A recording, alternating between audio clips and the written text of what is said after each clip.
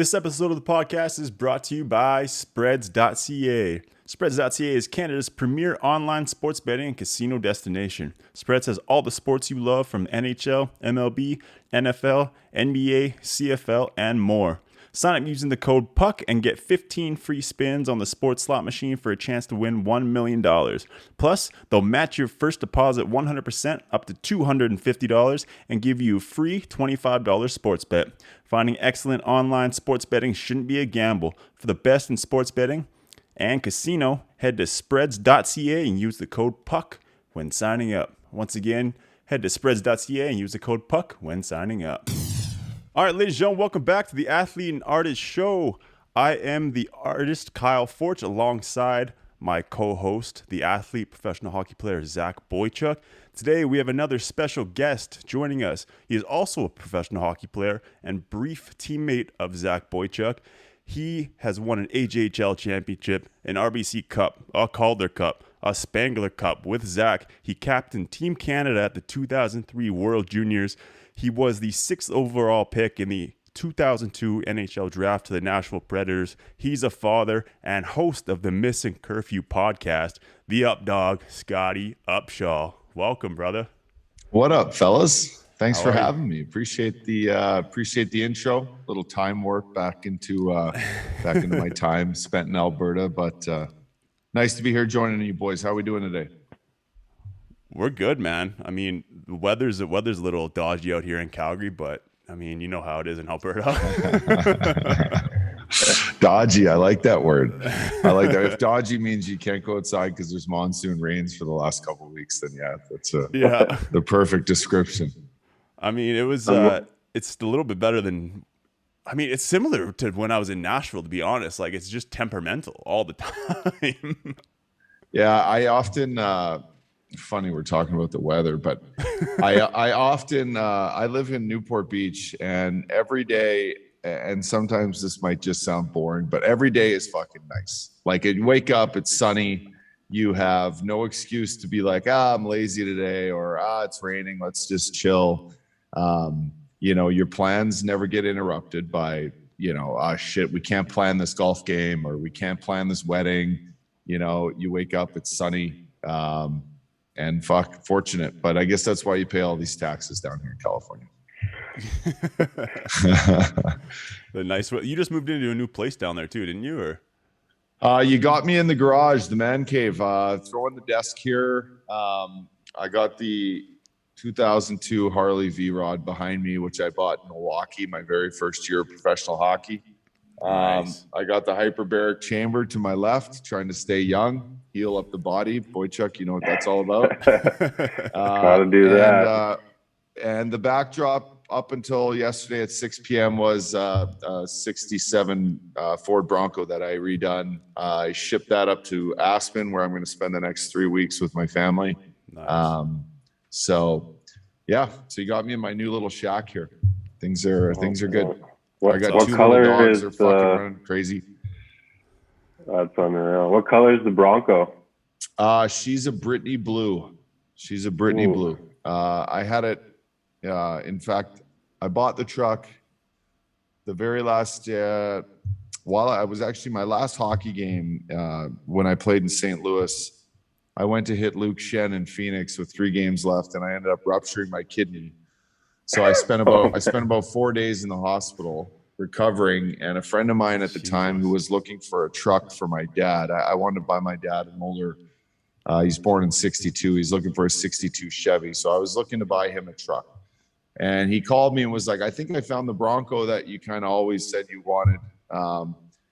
He's like, "It's old. It would take me a while to kind of put back together, but it's 10 grand, and if you want it, I could probably get it for you." I was all high on fucking, the drugs in the hospital and the pain meds. And I'm like, just buy it. I'll come see it when I get out of here. So I consider myself and my little Brittany blue Bronco to have some sentimental value, as it was the last thing I bought when I was still an NHLer. So. And running into Luke Shen, that's he's a big boy. He's a big old fucking farm boy. Meat and potatoes. Boys, it wasn't one of my prettier moments. I thought I was doing the team a favor trying to trying to get us back in the game. I think we were tied with Colorado for the last playoff spot at the time with 4 games left. We were down 2-0 early in Phoenix, where I used to play. And, you know, it was right in front of our bench off a draw, and we both went for the puck, pretending we were going to go for the puck. Meanwhile, we both were like, fuck you, I'm going to hit you. And we both hit each other as hard as we could.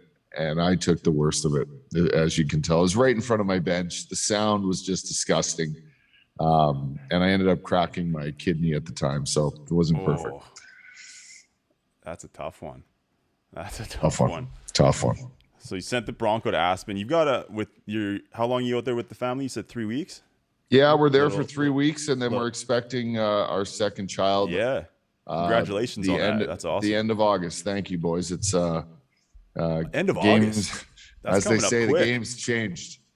The game's changed. Full-time family man now. Yeah, big time over here in the Upshall household and lifestyle choices. Yeah. How old's your daughter? Izzy is almost 2. She'll be 2 August 2nd. Okay. And then we're having a boy. We're expecting a boy on the 28th of August. So that, you know, countdown's on. Yeah, that coming up. That could be any time. But things are good. I got a wedding. My family's coming down here from Fort McMurray. My brother Brent still is up in Fort Mac. I haven't really spent much time with them over COVID. They haven't even actually met Izzy yet, which is crazy. Oh, wow. And so expecting to have them down at the end of July, which will be great. My parents will fly in from Newfoundland. And then I got Robert Bertuzzo, Bob Tuzzo's wedding in Vail the first week in August. And then I'm hoping, you know, I get to settle down and enjoy the last couple of weeks before we have a kid. So are you guys taking time off the podcast right now the season's done? Guys, we did our last in studio show yesterday. The Hall Pass Media, great guys who produce our show. They have the NBA Summer League event in Vegas. It starts in a couple weeks. It's something that they plan all year for. So usually the month of July is kind of off limits for us in the studio. So that Obi and I kind of plan to have a little bit of a break throughout July and August, obviously the off season. We've got a couple great interviews in the bank that we're excited to finally get out. Jordan Tutu being one, who's been a longtime best friend of mine, and who's actually, when you speak of Nashville, when we were in Nashville for the stadium game, he was kind enough to come on for like a couple hours and just, it was great. So yeah, I was there. I watched it live. Yeah. I met him there. yeah, totally. That's why I was like, fuck it, you know. We met that week too. Like we met at, you and I met at Red Door. That was a night. Holy shit. That Red Door has been around longer than you are born. You were born. That place has been so great. And so we're gonna do that, and then we're gonna do a couple best of the season. But it was just a great year. If you guys understand as hockey guys and as people in this space, week after week, show after show, guest after guest, it's a full-time gig, and we're happy to put a hockey season in the books. Look forward to a summer. We'll still do a podcast, but it'll be more remote as we're doing right now, and looking forward to that too. So awesome. Well, speaking of off season, let's get right into the Cup Final here. Colorado. I mean, it's got to be cool seeing for you, like coming from the AJHL originally. Seeing Makar, who came from the AG as well. What do you think about how that series played out? Like, you had Tampa winning too, didn't you? Pick Tampa. I took Tampa. Not to throw that back at you, but no, you're right. I often down the stretch, Obi and I were taking, I'd let him pick, and then I'd take the other one. And although we were playing for bottles at Camus, it ended up being like, oh, your team is favored, minus 180 to my, almost 2-1. So do I get 2 bottles or, so we had this little thing going. You know what? I really like Tampa. I think the two, you look at the overtime game in game 3, No, sorry. The overtime game was at game 2 that here. Holy shit! Game I'm 4 where a they little went off. up 3-1. Yes. The Kadri was game 4. Yeah. Game what was the overtime goal? Was it game 3 where they thought it was too many men? I guess my point being is the series was decided on a couple really close plays, right? And Tampa being hurt, I just completely butchered that whole fucking series right there. Tampa being as injured as they were, and I, as you guys know, and Chucky, you know this, going through the playoffs is insane. And you might know guys are banged up, you might not, but you know deep down like it's a matter of longevity and who can last the longest. And I just felt that Tampa, even though they had played all the hockey they'd played the last 3 years and they'd been through all the ups and downs, Vasilevsky would start a series shaky, end up coming back and taking over and being the best player in the series. I still kind of thought that they could use their winning, pedigree and kind of the DNA that they're made from, their leadership, their experience, their goaltending, their coaching, the way they could play on the road, how they can tighten it up. I just thought they might have been able to sting the Avalanche. And by that, I mean, like, St. Louis gave the Avalanche probably their the best go and best challenge throughout these playoff rounds. I thought Tampa could have maybe had one of those overtime games, swung the other way. What would have that done to McKinnon's kind of vibe, right? McKinnon is a guy that relies heavily on his skill, heavily on offensive output. When things don't go McKinnon's way, he does too much. He tries to take over a game by himself, and that kind of trickles down through their team. Now, the best team won. There's no question. Tampa Bay, they were banged up. Great team, probably the best goaltending in the world. Watching Kucherov live is insane. I think the guy is just an absolute animal of a hockey player. But, Colorado was the team to beat. Everyone knew going in that they were the heavily favored. They were healthy. They didn't play too many games. They beat Nashville in 4, St. Louis in 6. They walked through Edmonton. And they were fresh and they were hungry. And then McKinnon wanted a championship. McCarr, deservingly is the best defenseman on the planet. He deserves a shot at the cup. So I think the cards fell where they had to. And we witnessed a great playoff run. We talked about it this week on the podcast. I gave the NHL 8 or 9 out of 10 for how the playoffs ended up going. It was exciting. 2 of the best teams got to the cup. It wasn't decided by referees.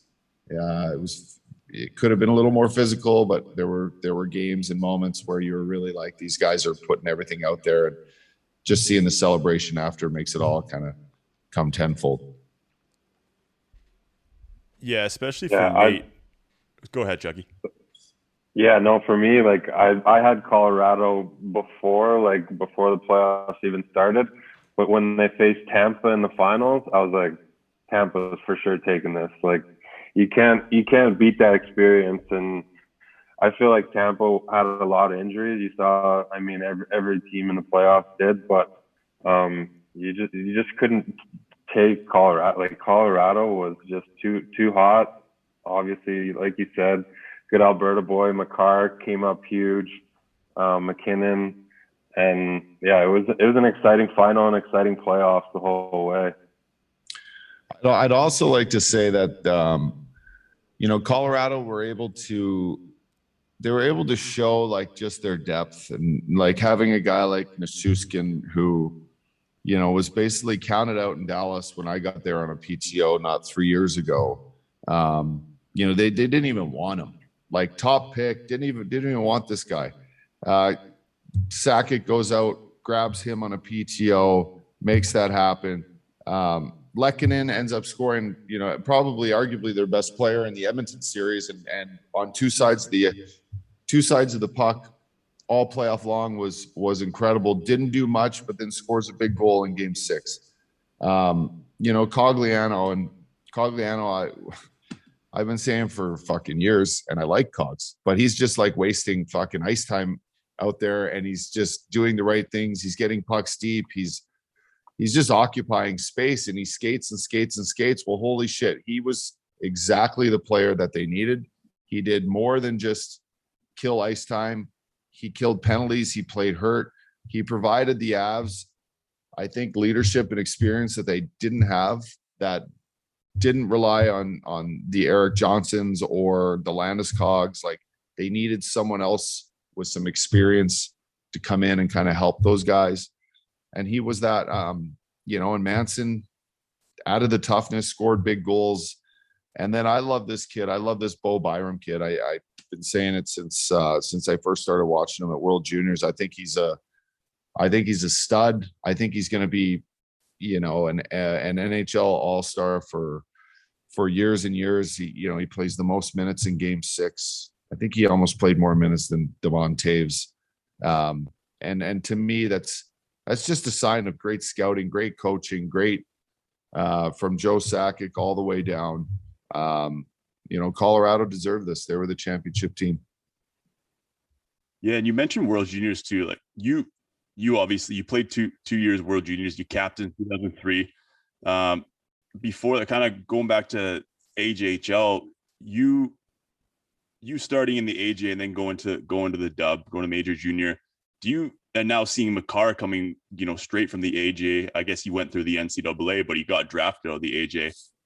As a guy who played both, do you see the AJ or the junior A level in general becoming more of an interest for players coming up rather than just saying, I want to go Major Junior, I want to go Major Junior? Like, do you think it's becoming a lot stronger, especially now you have guys like Makar and like Newhook coming out of there? Yeah, those are two interesting stories. I think, I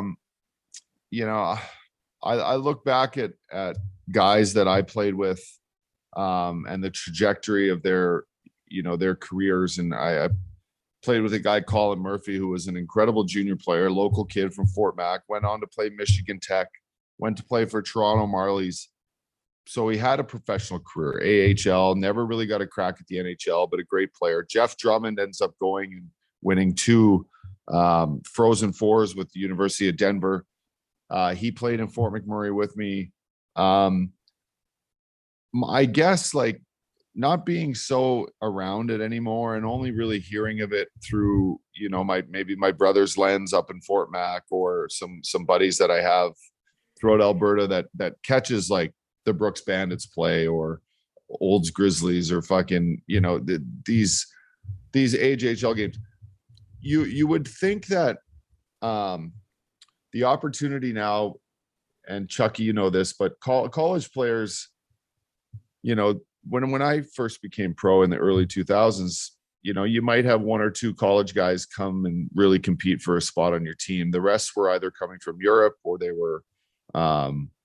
had already seasoned in the AHL, but a lot of professional junior players were kind of coming up through the ranks. And if you were to look at the top 10 Central Scouting draft picks, there would probably be 5 or 6 that would be from Major Junior. That was the path. Now college guys, there's more at stake. There's more opportunity. There's higher skill level. A lot of that is the attest of the competition in the US, like in Phoenix, in Dallas, in a lot of the Southern Belt teams here in LA. Austin Matthews now from Phoenix. You now have a crop of kids that grew up, down here in the South, who want to go to college, who don't even really understand what Canadian Major Junior is. And they go through the US Junior program, then they go play US Junior, and then they go, to college. And shortly thereafter, these guys are ready for the NHL. And that wasn't really the case 15 years ago. So, I would hope that Canadian major junior is, to me, that's the cream of the crop. If you really want to size yourself up against the world's best, they all kind of come there.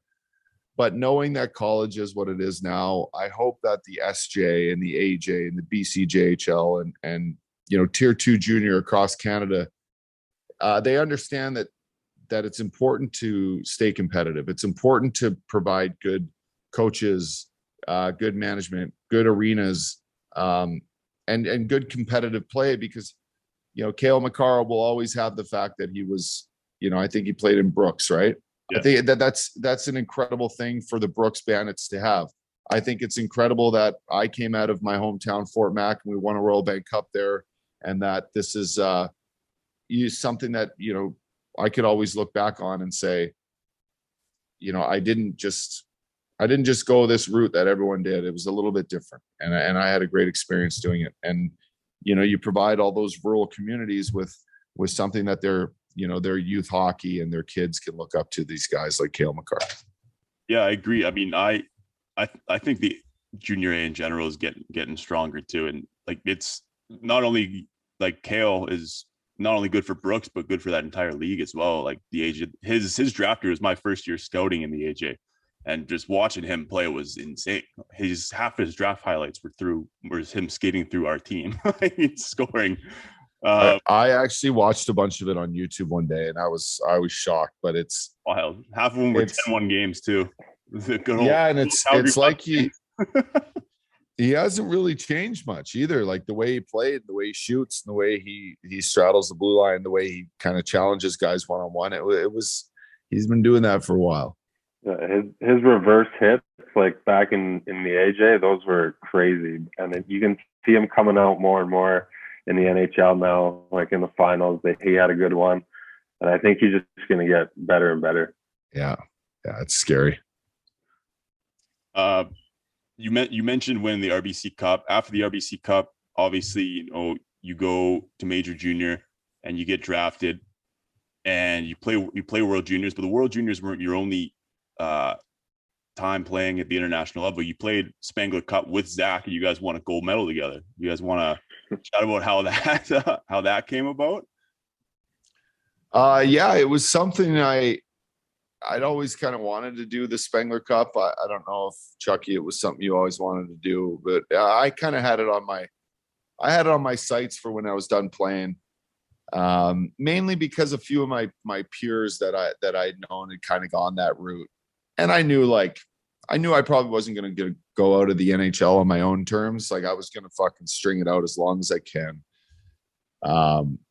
Until they basically said, like, you can't play here anymore, and take your fucking jersey. So I, my last couple of years, I dealt with, some injuries, one specifically a knee injury that, it took me a while to get back to where I felt like I was competitive enough to play. And I tried to give Dallas Stars a go, PTO at camp, and felt pretty good. So I knew, like, leaving that camp that I could probably go play in Europe. And shortly thereafter, Sean Burke had called and was like, "Hey, we're putting together an initial group of guys. We need to find you a place to play over in Europe. Are you interested?" And I was like, yeah, I'll go. And, let's take 2 or 3 weeks to figure out where that place could be. So I took probably a month off after training camp. I went over to a little village town in Switzerland called Ambri, and I played for the Ambri Piotta Hockey Club, and I had a blast. I was living in Lugano. I had about a month and a half before Switzerland was around, and the whole experience was great. I loved Europe. Switzerland. You're a legend there. Eh? Switzerland was a beautiful place. Yeah, Ambri was great. Fans just loved you. Yeah. Well, I've seen all the videos. And it's funny, but I think I've obviously enjoyed everywhere I've gone except Columbus, the Blue Jackets. But everywhere I've always played, I've had a great experience.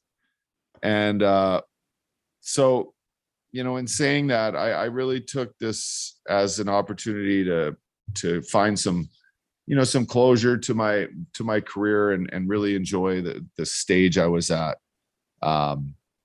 And, I found out while I was over in Switzerland that I was going to have a baby. So, I was like, wow, this is all kind of the fruition of things and how I wanted them to play out, although it wasn't perfect. Sort of became like a nice little story. And so, I went over to Switzerland. I went over to Davos. And I hadn't played a game in 3 or 4 weeks because my knee kind of started to bug me a little bit again. And I said, fuck, I told Sean Burke, I'm playing no matter what. If I need to be a player coach or whatever, I'm skating. And I remember the first practice, I hadn't really skated in probably 4 weeks and it felt pretty good, but it took me a lot to get through the tournament. I don't know if you remember that, Chucky, but me and Versteeg were on literally our last couple legs. Like his hip was fucked. His elbow was mangled. My knee was in one where I was like, you know what, this is probably it after this. So we laid it all out there. We had a great experience. We ended up winning the gold medal. It was my first gold medal ever with Team Canada, other than this under 18 thing that we did years ago. But truly a great time. I loved every second of it. The way Team Canada does their trips and takes care of their families and like the way they just treat one another, whether you're someone's little brother or you're a trainer or you're a hotel staff member. They really do a great job. So nothing but the best to say about Hockey Canada there. And I think I actually have my Spengler Cup jersey right over there. And you literally drove the Zamboni out there. I did. I drove the Zamboni out on the street after we were done. I told some guy that was driving it, I was like, get off that thing. I'm going to take it up on the road. So the guy, he had no idea what I was talking about, but he got off and I took the thing. Were you with us there, Chucky? No, I was still like jet lagged. I think I was sleeping before New Year's hit and then had no idea what happened. This was after you guys won the gold? Yeah, it was on our way back from the rink to the hotel. Little victory lap with the Zamboni. A little victory lap with the Zamboni. Yeah, it was great. That's unreal. So that capped off an awesome career for you. Like, I know you don't have much time here, but going back to some of the legends you played with in the NHL, Paul Kariya, you mentioned Tutu, Weber. Did you end up playing with Forsberg in Nashville or Philly, or did you guys cross paths there? Because you played, you were in Nashville and then went to Philly. He was in Philly, then went to Nashville. No, I got traded for him. So no, I never got to play with him. Although hung out with him and met him, and he was an idol of mine growing up. So was Paul Kariya. What's that? That's a pretty good guy to get traded for. Fuck. Yeah. There was a little bit of a package deal on our side going back to Philly, but it was no. You're right. Like, well, one of my highlights is to say, Peter Forsberg. I got traded to Philly. I got there before he was leaving to go to Nashville, and when he came in, he like kind of grabbed me and showed me where he sat. Said, "This will be." He's like, "I told them to give you this stall." I grabbed one of his sticks. I was like, basically my first time ever getting traded was Nashville to Philly. And, I'm 23 years old. I left all my buddies who I had basically became pro and kind of grew up with as a young adult in Nashville. And to get there, and the first guy I met was Forsberg in the room, and him, he was excited for the opportunity to go and try to win a championship. Nashville was great that year. But he took like an hour to kind of show me around the room with the coach and the trainer, and I'm just like, fuck, I wish this guy could stay and play here with me because he's fucking badass. So it was a great experience. That's awesome. Besides him, who was one of those legends that kind of took you under their wing, kind of showed you the ropes that you actually got more time to play with and spend time with? So I actually got a little more time than I thought because my call got pushed back. So we're good. You know what, guys, Roberto Luongo, who just got inducted in the Hockey Hall of Fame yesterday, was one of my highlights for goaltender. I got to play with Ed Jovanovski was a warrior. Shane Doan was an incredible player to play with. I look at Florida. I play with Jaromir Jagr, who's he was just a beast even at that age. And in Philly, we had Mike Richards, Jeff Carter, Scott Hartnell, who was incredible. Kimmo Timonen was probably the most steady defenseman of his era that doesn't get much recognition. Who else did I fucking play with? Yeah, like Donor was great. And then, even in St. Louis, like a kid like Tarasenko, like who has just raw hockey talent and shoots the puck better than anyone. Like at times, at times does he play like Vladdy hockey? Yes. But other times he takes over games and you're watching this guy be like the modern day, like Pavel Bure and guys like that it's fun to watch. Like it's fun to see.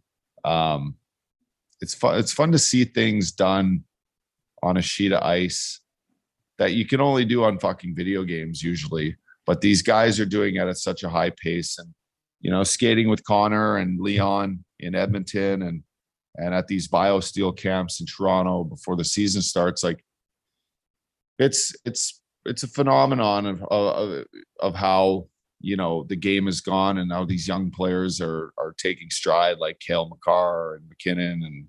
And for me, it was watching Ovechkin and Crosby come up right behind me and really take over the game and start a new pedigree for what like good hockey needs to be, right? And what championship hockey is all about. So a lot of good hockey players. Who were the biggest partiers on the road? Like, I'm sure you probably ran a little bit with Hartnell and a couple of those guys. It seemed like you guys had a fun team in Nashville when you were pretty young. Yeah, Nashville was good, but Philly, our team in Philly was probably the closest group of guys that I'd had, other than St. Louis. In Philly, we had just a good group of younger guys. We all lived downtown Philly. We were a great team. Conference finals our first year. Made it second round, second year. But like we had Hartnell, Richards, Lupul, Ben Eager. Who am I missing? I'm definitely missing a few because we had a solid squad. Riley Cote. Was Giroux there yet? Yeah, he was. Giroux was there. Giroux got there our second year, yeah. And so that so that kind of urban style of living where you're living downtown, you're an hour train ride from New York, you're shorter trips. So after games, usually home by midnight with still an opportunity to go out and have fun. That was a fun year. As far as partiers go, like, I don't know. Not many guys could keep up with myself. Maybe Paul Bissonnette. No, Biz wasn't even much of like, no, Biz didn't go too hard. And in fact, I'll give him credit. When I played with him in Phoenix, I actually lived with my girlfriend at the time. So I wasn't able to go, my Saturday nights weren't exactly ideal for being a single guy, which I was for most of my career. But yeah, Biz did have fun. Scottsdale is a great town. It's not a perfect city to play in and get to enjoy the finer things, because Old Town, which is great, and everyone talks about how awesome Old Town is, it's an hour from the rink. So after games, by the time you have something to eat and you get to Old Town, it's already 1 o'clock, and it's not, it needs to be a full ordeal where, you play in St. Louis, you just go have dinner after the game. You're already with the guys. You could flow till 1 o'clock in the morning and get home at a half decent hour. Scottsdale is just a little tough for that. So I feel like, I'm surprised you didn't have, I guess you said it was good, but like Nashville seems like the place to be, besides like in terms of going out, besides like Vegas now, but like Nashville seems like back then it would have been the spot to to be. I mean, I loved it there. I can't get enough of that city. I definitely fell down the rabbit hole there in terms of, Midtown, Broadway, but I mean, you met me when I was in one that one night, just trying to pass shots to everybody at Red Door. But Did you live there, or were you just there on vacation? I was there for 3 months. I was down there writing music. So Awesome. I'm going to I'll hopefully move there permanently, but hopefully back there after Stampede. Zach and I are in talks with a spot to go back down there and do a podcast at the embassy and stuff. But man, great place. It was funny because we were bouncing around a couple places that night. I knew you guys were in town because I planned to come watch the live, like the Missin Curfew show. And I was going to the bathroom. I do the old Canadian, just gonna squeeze by here. And I look up, it's Obi. I was like, what the fuck? Look over, you're at the bar just crushing shots or having a beer or whatever. I come back. I just look at you. I'm like, Uppy, like I've known you for years. And you give me a big hug. And then all of a sudden I look behind me, Weber's behind me, and Obi's there, and we're just doing shots with all these random that was a late one. That was the first night we got in for Pekka Rene's retirement party. So that was it. That weekend happened to be the Stadium Series and ended up being just an awesome time. I hadn't been back to Nashville and, probably since pre-COVID, which, like you just said, Nashville is a great, great town and a place that all these players love to play. And you're looking at a free agent like, Forsberg right now, who, he's making a decision on whether he wants, to stay or leave, whether the money's right or not. But I can guarantee you, like, this guy loves to live there. Yeah. Organization's always been great to players.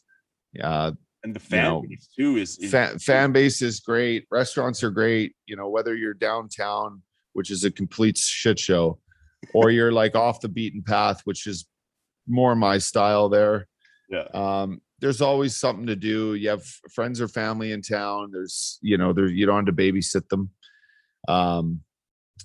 Which it just gives people something to do, right? Like I always, if someone comes to watch you play hockey in January, you don't want it being like, sitting around, like just waiting for your games. You're like, fucking go enjoy the city, so it's a great, great place for that. And I grew up there. I moved there at 19, 20 years old. I lived there for 4 years. I met a lot of great people that I still talk to back there. I got to know an incredible town.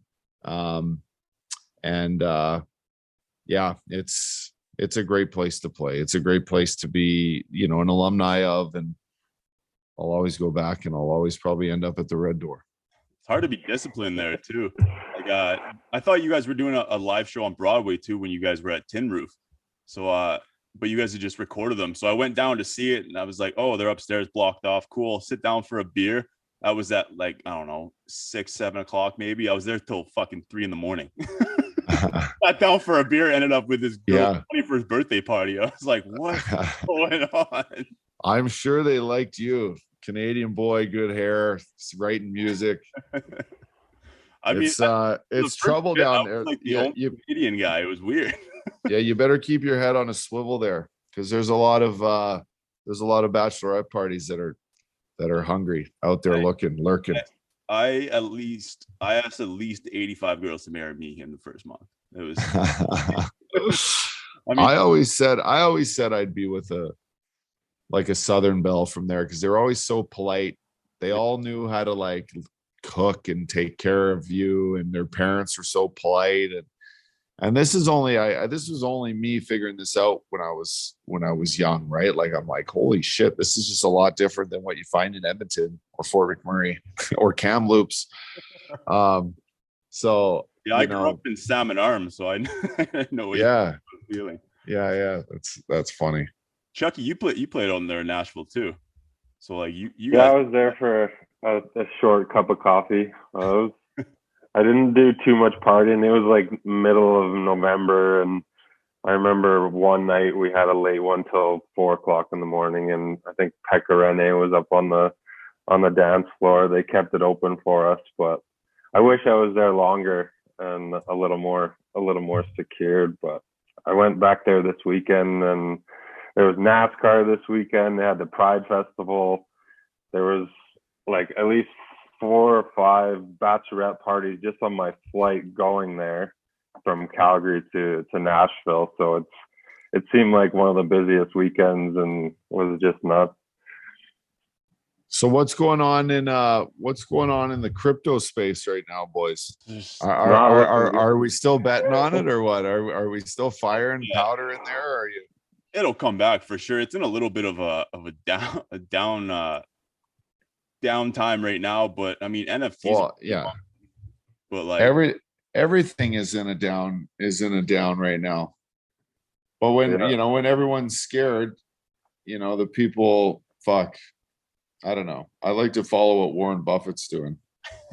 And Warren Buffett's been betting on oil, so that's good for Alberta. Zach might have to make a Missin Curfew NFT or something. Yeah. We're working on that.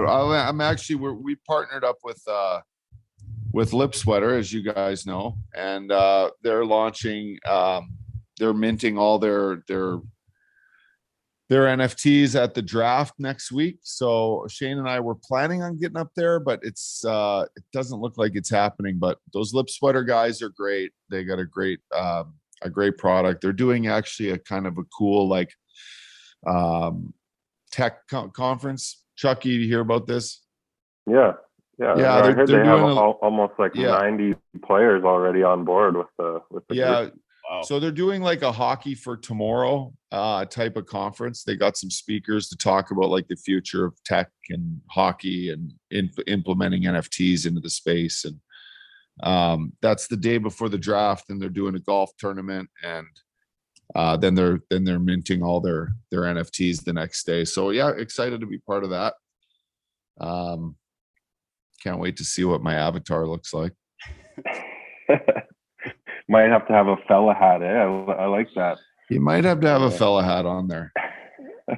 Yeah. I don't know if their artists can draw me one, but yeah, you're totally right. I heard it was like Kanye West's artist or something, so he's got to be able to figure it out. Yeah, it's true. Yeah, they're good though. So that's the Lip Sweater guys, and then Shane and I, Missin Curfew, like the fella tour. We're hoping to get to Las Vegas. We're hoping to get maybe to the MLB All-Star game on behalf of DraftKings. So we got some stuff in the summer that we're going to try to clip off. And no free stay ads. busy. We're with spreads, so no free ads on the DraftKings. Yeah. Hey, spreads.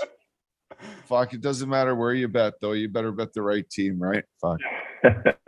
I was on the wrong side of it in the finals. I didn't call one. Chucky hit the under, hey? Yeah, I figured it'd be a tight. The last 2 games were pretty tight, so I figured. See, I was betting overs, and then I went to Denver for game. I went to Denver for game 5, and we laid it on the Avs to win. They lose. Then they go back to Tampa, and I'm like, fuck, okay, Tampa's got this for sure. They lose. I'm like, God. Yeah. So no, we're at the end.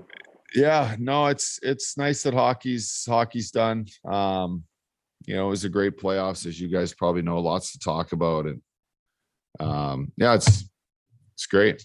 Appreciate you guys having me on your pod. Yeah, thanks for coming on. Anytime. Well, if we find ourselves out in Newport, we'll have to go for a round of golf or something. I'm teeing it up here in about 2 hours. Are you? She's 90 and sunny. I got a game with Lupol O'Brien and one of our other buddies. It's raining out here. You went golfing with Zegras too recently, hey? Yeah, Zeegs before he snuck off back east. I took him, Drysdale, Getzloff, Shattenkirk. We took him out to the country club, and he's a good kid. his golf game needs a little bit of work. He can't exactly do what he does on the ice on the golf course, and I'm the first one to tell him that. So I told him I'll help him work with his golf game here over the summer. I met Zeegs in Nashville too. Nicest kid. Yeah, he's a beauty. He's a stud. Very, very confident, but cool, collective, has great style. You know, has no idea of his limit. And by saying that, I mean like his hockey limit. Gotcha. Not just probably the damage he can do off the ice, because the kid's going to do some damage. Yeah. But yeah, he's just a great kid. A good one that the Ducks can help build their team around. And they need that down here in California. You need to have guys that have personality and that can help grow the game to kids and bring, sell jerseys, bring people in the crowd. And I'm glad that a young kid like that got to play with a guy like Getsy his first year, just to know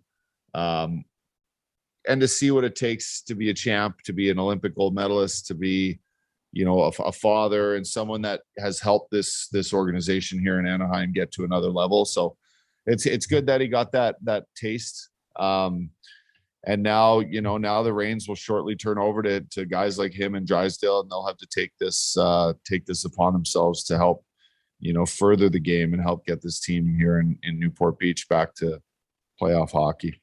And he's great for the league too. Just like I don't want to say it like his branding, but just his personality in general. Like you don't see that a lot with hockey players, at least, traditionally anyway.